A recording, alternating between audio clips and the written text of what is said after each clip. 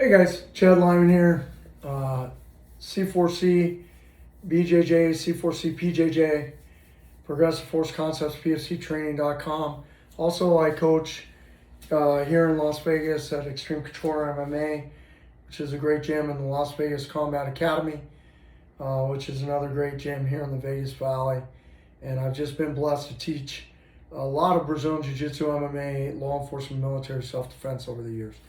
So I'm doing a little series on coaching and also training methodology to try to help you guys out there if you have a desire to either train with some teammates, or you're a coach, or you're an instructor and you're trying to do maybe a little bit of instructor depth. So another part of this, having effective, good training that's safe, that folks can retain, that's controlled. Another good, important part of that is you've got to control the pace of the training. Either the rounds you're involved in so that you're safe as an officer or an athlete, and also the rounds that your people are training in. And those can be adjusted according to people's skill level, according to mutual understanding of how fast we're going to go. Ultimately, you do need to experience good hard training, elevated heart rates. Fast has to be familiar. First time you have somebody go fast can't be in an actual fight, but there's a way we build up to that. There's a way we regulate that, and there's a way that we even do that over time if you want longevity in the training game. If you're going to go fast and full speed every single time you train, you're going to get hurt a lot. And you're going to hurt other people. No one's going to train with you. People are just going to opt out. They're not going to want to train with you. You've got to find that balance that's appropriate depending on the training you're doing, who you're doing it with, and what the mission of the training is, or the outcomes of the training that you're doing. Okay? The training that typically is required at work, like in a law enforcement setting, that training should be extremely controlled, so we're limiting injury, we're helping enhance retention, and we're not overwhelming the students who may or may not be competent to whatever it is we're showing them. Now, slowly we want them to build their ability to go faster in a safe, controlled manner where they're not losing control, but that comes over time. So, controlling the pace. Over at Progressive Force Concepts, Brian Hartman. On Instagram, he's Hey B minus. The word hey with them B minus. Brian Hartman, huge wealth of information. He always says injuries occur at the fringes of speed. I'm going too fast for my own capabilities, getting overwhelmed, or at fatigue. We get our class in our room so fatigued by going hard too early in the training session to where now injuries are occurring. That's where you're going to see your injuries.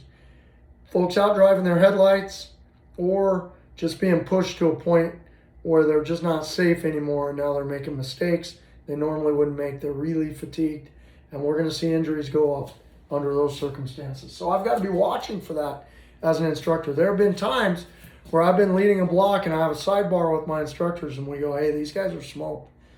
They're giving us an effort. We're proud of them, but we've either got to go back to a walking speed, which I'll talk about in a minute, or we've got to take a break, or we've got to have a lecture portion, question answer. We've got to do something to interrupt this so that they're not, especially if we have more training in the day left, right?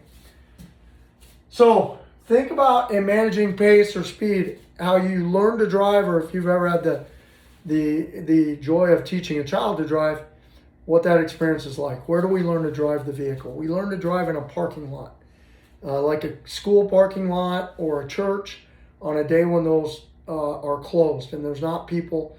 We limit the other distractions. We do everything at slow speeds.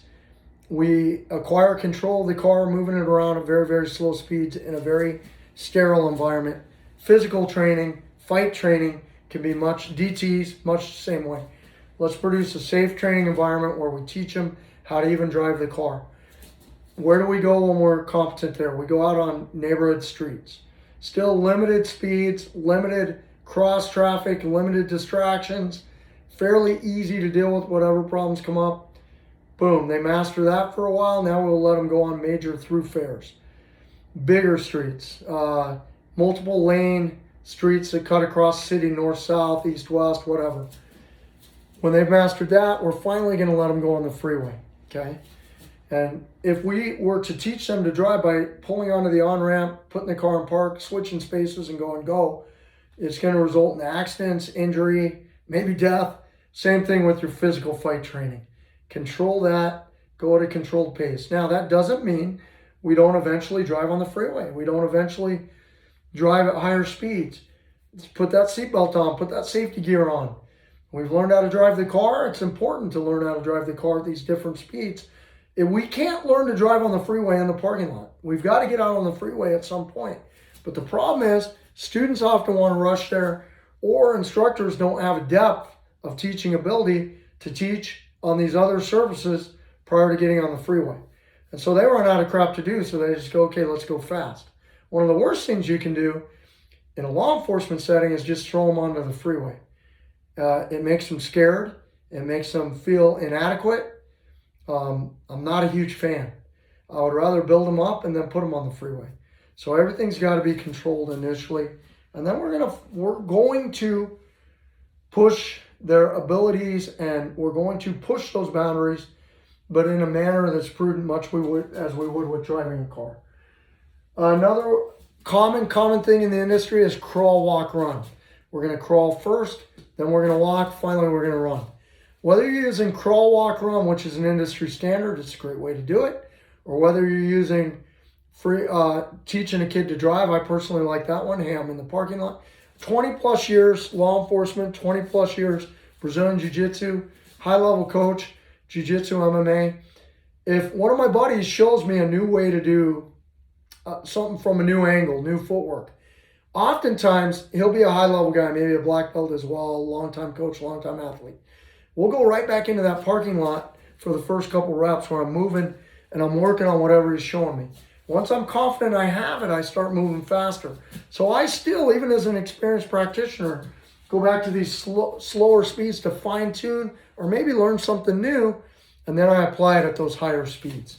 So it's important. Crawl, walk, run, driving, either of those work for you, that's fine. If you have another way, that's fine, as long as you're controlling pace, speed, controlling how fast we're doing things. We looked at the I method earlier, where we're going to isolate and drilling, and then we're going to integrate, introduce, isolate, integrate, inquiry.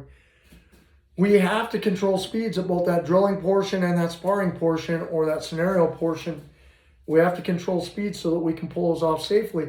But a higher level guy might be able to go at a faster speed, safer than a brand new recruit or an officer who quite frankly doesn't train. They only train when the department makes them. They may be at those slower speeds still, even though they've got 12 years on. We've got to do that so that folks ultimately are not getting broken in half every time they train. And also, they're going to learn better. Hopefully, we can spark something in them that says, I got to do this more often. That's great. And hopefully, we can help them understand they need to train more often.